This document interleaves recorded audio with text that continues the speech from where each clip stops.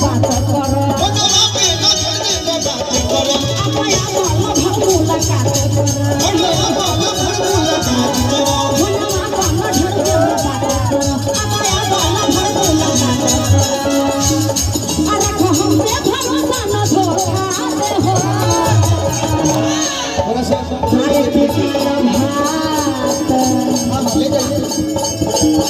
अदल भात चटनी पर चोखा दे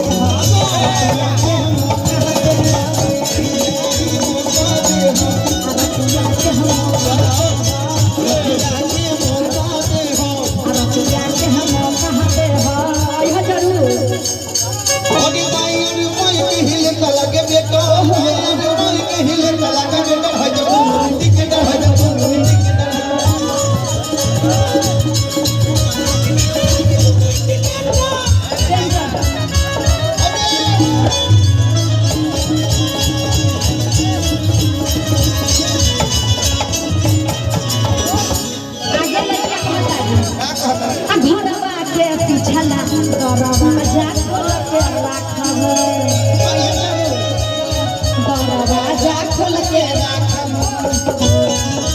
क्या बात है घरवा के पिछला दरवाजा खोल के राखब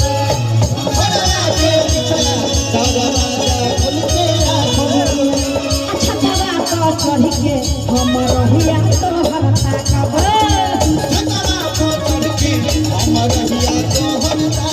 घरवा के पिछला दरवाजा खोल के राखब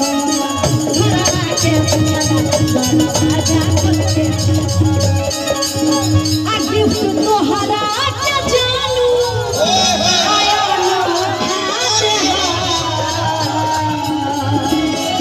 आपके पास कोई गिफ्ट दिया है नहीं दिया है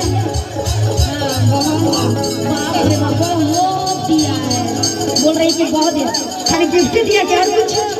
नहीं गिफ्ट मिला बाप रे बाप चलिए आप बहुत मतलब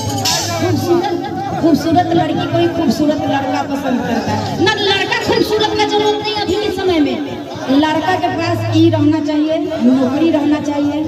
घर द्वार रहना चाहिए खूबसूरती मतलब खूबसूरती यही है।